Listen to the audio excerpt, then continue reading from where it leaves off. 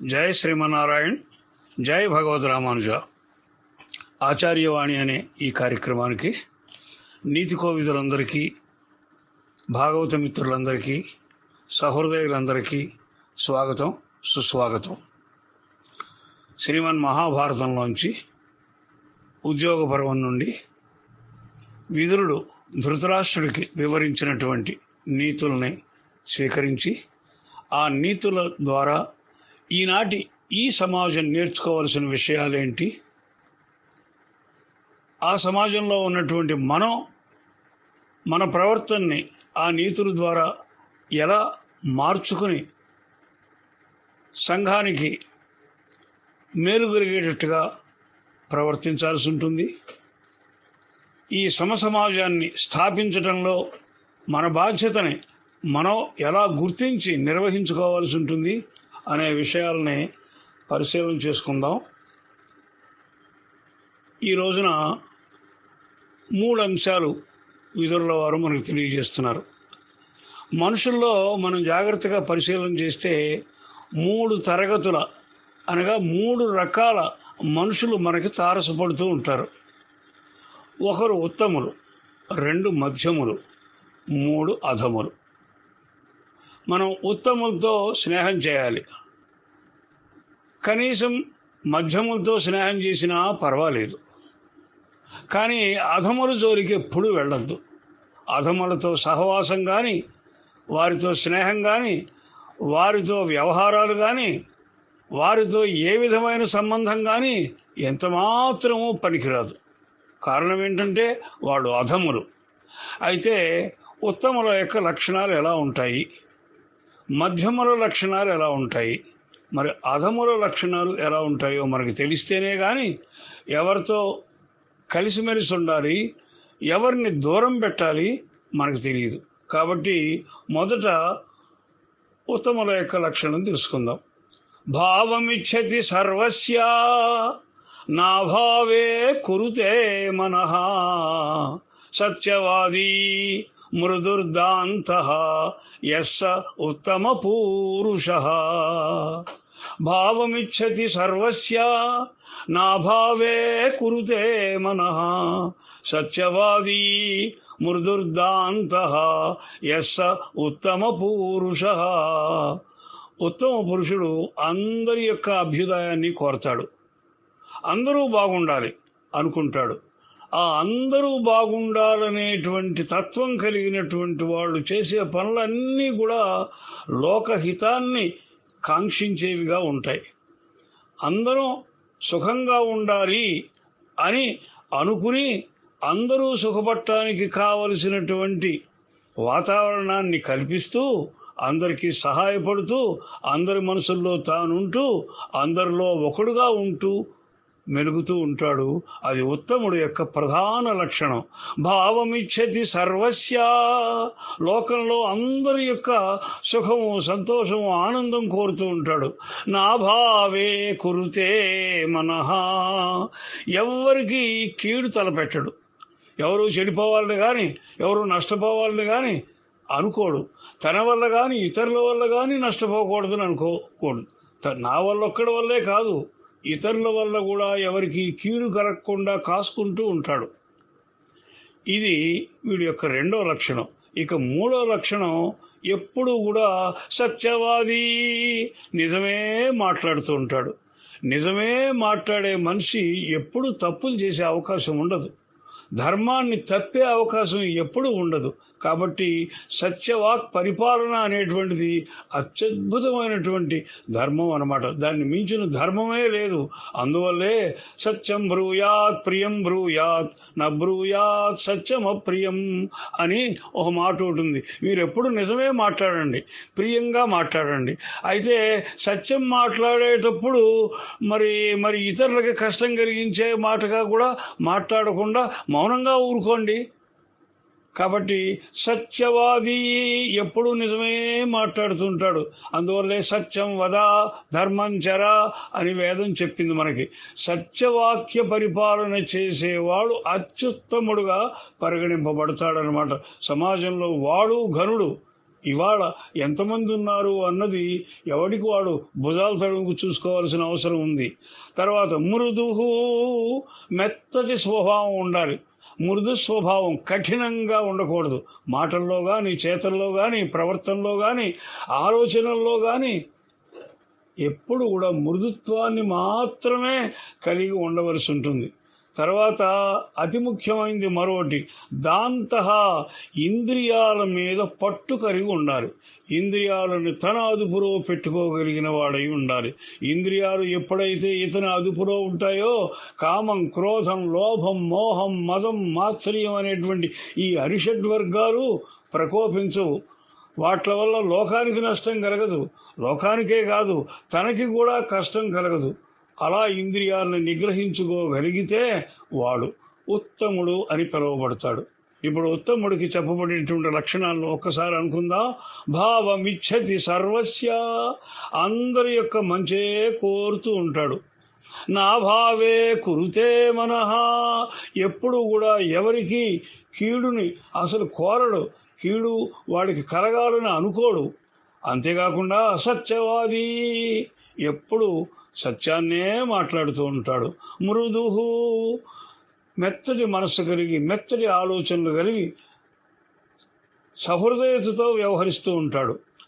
చిట్ట చివరిది దాంతః, ఇంద్రియాల మీద తనకి పట్టుండి, ఇంద్రియ నిగ్రహం కలిగి ఉండి, తనని తాను సంపాదించుకోగలిగి ఉండి, తన్ని తాను ఆదర్శప్రాయుడిగా రూపుదిద్దుకునేటువంటి ప్రయత్నం చేయగలిగి ఉన్నట్టయితే అరిషడ్వర్గాలకు దూరంగా ఉంటాడు. కాబట్టి వాడి వల్ల సమాజం ఉద్ధరించబడుతుంది, ఆయన ఆదర్శప్రాయుడవుతాడు.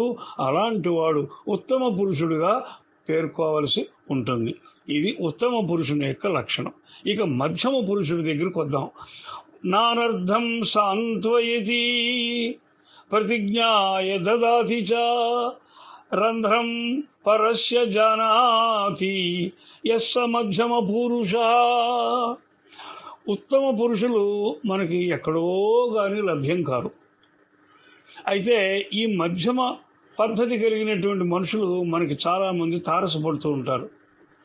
ఆ ఉత్తమ పురుషులు మనకి ఎక్కడో కానీ ఎప్పుడో కానీ లభ్యం కారు. కాబట్టి కనీసం ఈ మధ్య తరగతిలో ఉండేటువంటి పురుషులతో మనం స్నేహం చేసి వారితో కలిసిమెలిసి ఉండి వారితో పాటు సమాజానికి సేవ చేసే అవకాశం మనకు లభిస్తుంది. అలాంటి మధ్యమ పద్ధతి కలిగినటువంటి పురుషుల యొక్క లక్షణం ఏంటిట? నానర్థకం సాంత్వయతి, అప్రయోజకుణ్ణి ఎప్పుడూ బతిమాలడు. ఏ ప్రయోజనం వాడి వల్ల ఉండదండి, వాడి వల్ల లోకానికి ఏమీ లాభం లేదండి. అలాంటి వాడిని ఈయన బతిములాడి నాకు వచ్చేసి పెట్టు, ఇచ్చేసి పెట్టు అని అడగడు. తనంతట తానే బతుకుతాడు. వాడు అప్రయోజకుడని, సమాజానికి ఉపయోగపడే మనిషి కాదని, వాడి వల్ల ఏ లాభం ఎవరికి ఉండదని ఇతనికి తెలుసు. కాబట్టి ఇతను వాళ్ళకి దూరంగా ఉంటాడు. తర్వాత అతి ముఖ్యమైనటువంటి మరొకటి, ప్రతిజ్ఞాయ దదాతి చ, ఇస్తానని వాగ్దానం చేస్తే ఇచ్చి తీరుతాడు. ఎన్ని కష్టాలు వచ్చినా, ఎన్ని నష్టాలు వచ్చినా సరే ఇస్తానంటే ఇస్తాడు. అంటే ఇది ఒక రకంగా సత్యవాక్తో సమానమే, సత్యం మాట్లాడటమే. ఇస్తానంటాం, ఇస్తానన్నప్పుడు తప్పకుండా ఇచ్చి తీరటం. కాబట్టి సత్యవాక్ పరిపాలనకు ఈ లక్షణం దగ్గరగా ఉంది. మూడోది, రంధ్రం పరస్య జానాతి, ఇది కూడా ముఖ్యమైనటువంటి విషయమే. ఇతరుల యొక్క లోటుపాట్లు ఇతను తెలుసుకోగలుగుతాడు తన బుద్ధి విశేషంతో, తన తెలివితేటలతోటి. ఎదుటివాడు మంచివాడా కాదా, మనం ఆశ్రయించచ్చా, లేక అనుసరించచ్చా, లేక స్నేహం చేయొచ్చా, లేక వాడితో కలిసి వ్యవహారాలు చేయొచ్చా అనేటువంటి పరిజ్ఞానం కలిగి ఉంటాడట. రంధ్రం పరస్య జానాతి, రంధ్రం అంటే లోపం అన్నమాట. ఇతరుల యొక్క లోపాలను ఇతను గుర్తించగలిగి ఉంటాడు. ఎప్పుడైతే ఇతరుల్లో ఉన్నటువంటి లోపాలు తెలిసిపోయాయో అతన్ని ఎక్కడుంచారో అక్కడ ఉంచడం ఇతనికి చేతవుతుంది. అతనితో ఎలా వ్యవహరించాలో ఇతనికి చేతవుతుంది. అతనితోటి వ్యాపారంలో కానీ, వ్యవసాయంలో కానీ, ఉద్యోగంలో కానీ, మరి ఏ ఇతరమైనటువంటి రంగాల్లోనైనా అతనితో ఏ మేరకు ముందుకు నడవాలి అనే సంగతి ఇతను గుర్తించగలుగుతాడు. అలాంటి వాడు మధ్యముడు అని పిలువబడతాడు. ఇప్పుడు మధ్యముల యొక్క లక్షణాలు ఒకసారి తెలుసుకుందాం. శాతకాని దద్దమ్మలను కానీ, ఎందుకు ఉపయోగపడనటువంటి వాళ్ళని కానీ, అనగా సోమరిపోతులు, కష్టం పడని వాళ్ళు, అలాంటి వాళ్ళని ఇతను ఎప్పుడు దగ్గరికి చేరనివ్వడు. వాళ్ళని బతిమాలి వాళ్ళ ద్వారా ఏదో లాభం పొందుతామని ఎప్పుడు ఆశించడు. అలా ప్రవర్తించడు అసలు. అంటే అప్రయోజకుల్ని, ఏ విధమైనటువంటి ఉపయోగాన్ని సమాజానికి కానీ తనకు కానీ కలిగించినటువంటి మనుషులకి ఇతను దూరంగా ఉంటాడు. తర్వాత ప్రతిజ్ఞ యదదాతిచ, ఇస్తానని అన్నాడంటే ఇచ్చి తీరుతాడు. ఎన్ని కష్టాలైనా ఎన్ని నష్టాలైనా ఓర్చుకుని ఇస్తానంటే ఇస్తాడు. ఇది చాలా చాలా గొప్ప లక్షణం అన్నమాట. మాట తప్పడం ఉండదు, మడమ తిప్పడం ఉండదు. అది ప్రతి మనిషి నేర్చుకోవాల్సినటువంటి గుణం. ఇది మధ్యముల్లో ఎక్కువగా భాసిల్లుతూ ఉంటుంది. ఇక మూడోది లౌకికమైన పరిజ్ఞానం కలవాడు అని చెప్పడం జరుగుతోంది. రంధ్రం పరస్య జానాతి, లౌక్యం తెలిసి ఉండాలి. ఎదుటివాడి యొక్క మనసు తెలియాలి, వాడి ప్రవర్తన తెలియాలి, వాడి ఆలోచనలు తెలియాలి, వాడు ఎలాంటి వాడో, వాడి యొక్క శీలం ఏంటి, వాడి తత్వం ఏంటి తెలుసుకోగలిగి ఉండేవాడెవడో వాడు మధ్యముడు అనమాట. ఈ మూడు లక్షణాలు ఎవరికి ఉంటాయో వాడు మధ్యముడు. కాబట్టి మనకు ఉత్తములు ఎక్కడెక్కడో అరుదుగా దొరుకుతారు కాబట్టి అది మన అదృష్టం. కాబట్టి ఇక మధ్యములు మనం మంచివాళ్ళు అని సమాజంలో అనుకునే వాళ్ళందరినీ కూడా ఈ మధ్యముల కోవలో వేసి వాళ్ళతో మనం కలిసిమెలిసి తిరుగుతూ ఉండొచ్చు. ఎందువల్ల వాడు తన ప్రయోజనం కోసం చేతకాని దద్దమ్మలనో, నీచులనో, తుచ్చులనో, హింసా ప్రవృత్తి గలవాళ్ళనో వాడు బతిమాలడు. వాడి జోలికి వీడు వెళ్ళడు. కాబట్టి వీడిని మనం నమ్ముకోవచ్చు. తర్వాత ఇస్తానన్నది ఇస్తాడు కాబట్టి నిజాయితీ గలవాడు, నీతి నిజాయితీ కలిగినటువంటి వాడు కాబట్టి వీడిని మనం నమ్మచ్చు, వీడితో మనం కలిసి తిరగచ్చు. ఇక ఎదుటివాళ్ళలో ఉండే లోపాలు గుర్తించగలుగుతాడు కాబట్టి అలా గుర్తించినప్పుడు కొంతమందిని అతను వదిలేస్తాడు. కాబట్టి అలాంటి వాళ్ళకు దూరంగా ఉంటాడు. కాబట్టి ఇతనికి ఏ ప్రమాదం ఉండదు, ఇతని వల్ల మనకి ప్రమాదం ఉండదు. కాబట్టి ఇలాంటి మధ్యముడితోటి మనం స్నేహం చేయొచ్చు, కలిసి తిరగచ్చు. సంఘ ఉద్ధరణకి మనం కూడా నడుంగట్టచ్చు ఇతనితో పాటు. కాబట్టి మధ్యముడికి మనం దగ్గర కావచ్చు అన్నది దీనివల్ల మనం తెలుసుకోవాల్సినటువంటి విషయం. ఇక అధముడు ఎలా ఉంటాడు అన్నది ముఖ్యమైనటువంటి విషయం. ఎందువల్ల ముఖ్యమైన విషయం అంటే వాడికి దూరంగా మనం ఉండాలి. ఎవడికి దూరంగా ఉండాలి అంటే వాడి లక్షణం ఏంటో మనకి తెలిసి ఉండాలి. ఇప్పుడు అధముడు యొక్క లక్షణాలు తెలుసుకుందాం. దుశ్శాసనస్తూపహతో అభిశస్తః నావర్తతే మన్యువశాత్ కృతఘ్నః న కస్యచిన్మిత్రమధో దురాత్మా కళాశ్చైతాధమస్యేహ పుంసః. ఇక అధముడు యొక్క లక్షణాలు చక్కగా ఇక్కడ వివరించడం జరుగుతోంది. దుశ్శాసన, వాడు ఎవ్వరికీ లొంగడు. అనవసరంగా ఇతరులని శాసిస్తూ ఉంటాడు. ఇతరులనేమో కట్టడి చేయాలని చూస్తాడు. వీడు ఎవరికి లొంగడు. తర్వాత ఎప్పుడైతే వీడు ఇతరులని శాసించబోతాడో, ఇతరులకు లొంగడో తప్పనిసరిగా కొంతమంది శత్రువులు ఏర్పడతారు. వాళ్ళలో బలవంతులు ఉంటారు. వాళ్ళు వీడిని తంతూ ఉంటారు, చితకొడుతూ ఉంటారు, దెబ్బలు తింటూనే ఉంటాడు. అయితే తప్పులు చేస్తాడు కాబట్టి అందరూ నిందిస్తూ ఉంటారు. అభిశస్తః. తర్వాత నా వర్తతే మన్యువశాత్, కోపం ఆపుకోలేడు, కోపాన్ని ప్రదర్శిస్తూ ఉంటాడు. కోపం రాగానే చిర్రుబుర్రులు ఆడుతాడు, కనిపించిన వాడిని చావగొడతాడు, ఇబ్బంది పెడతాడు, నష్టపరుస్తాడు. కాబట్టి కోపాన్ని ఆపుకోలేకపోవడం ఒక మహా చెడ్డ లక్షణం. ఇందాక మనం చెప్పుకున్నాం, ఇంద్రియాలను అదుపులో పెట్టుకునేవాడెవడో వాడు గొప్పవాడని చెప్పుకున్నాం కదా, దాంతుడని. ఆ లక్షణానికి ఇది విరుద్ధమైనటువంటి లక్షణం. కోపాన్ని ఆపుకోలేడు వీడు. అంతేకాకుండా కృతఘ్న, వీడు చేసిన మేలు మర్చిపోతాడు.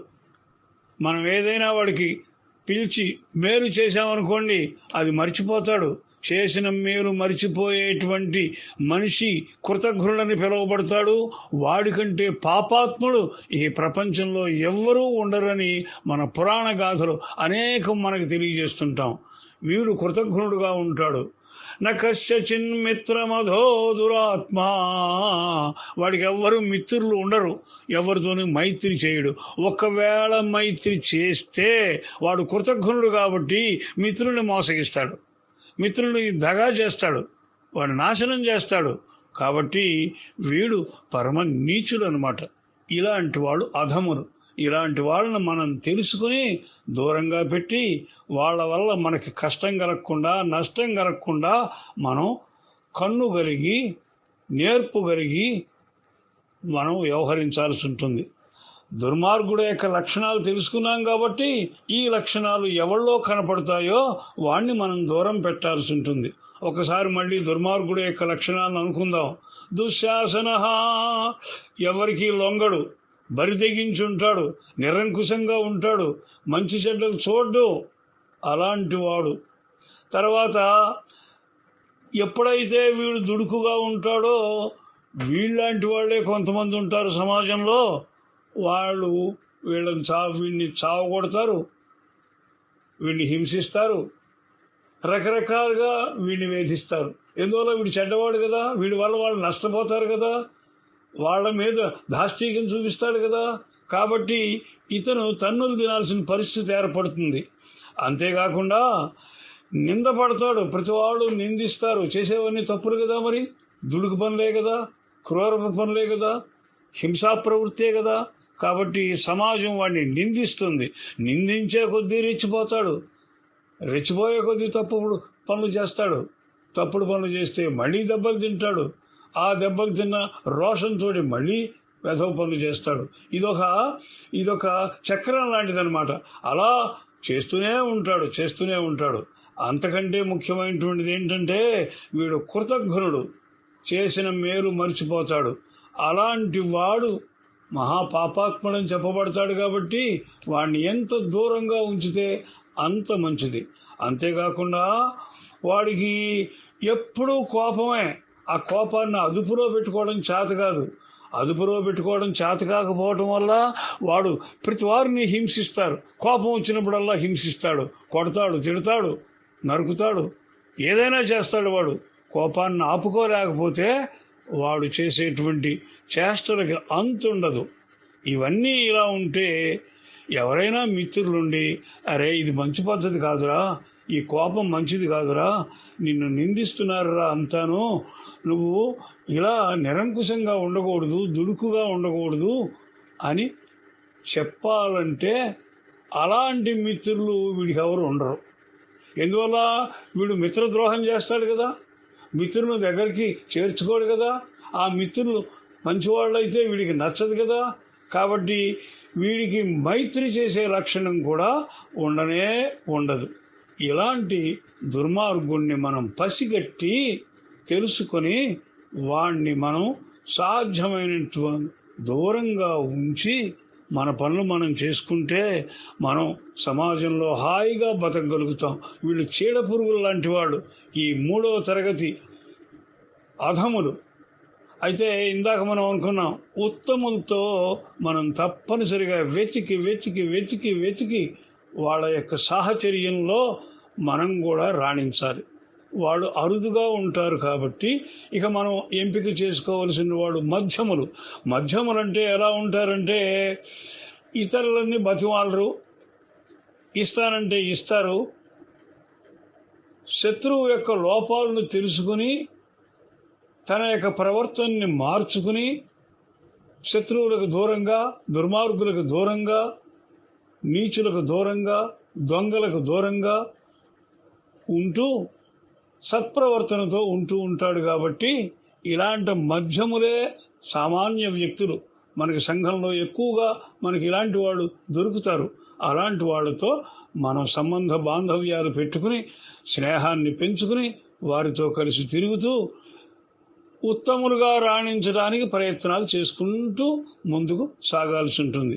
ఇక ఎట్టి పరిస్థితిలో కూడా అధముల్ని ఆశ్రయించొద్దు, అధములతో స్నేహం చేయొద్దు, అధములతో ఏ వ్యవహారము నిర్వహించొద్దు.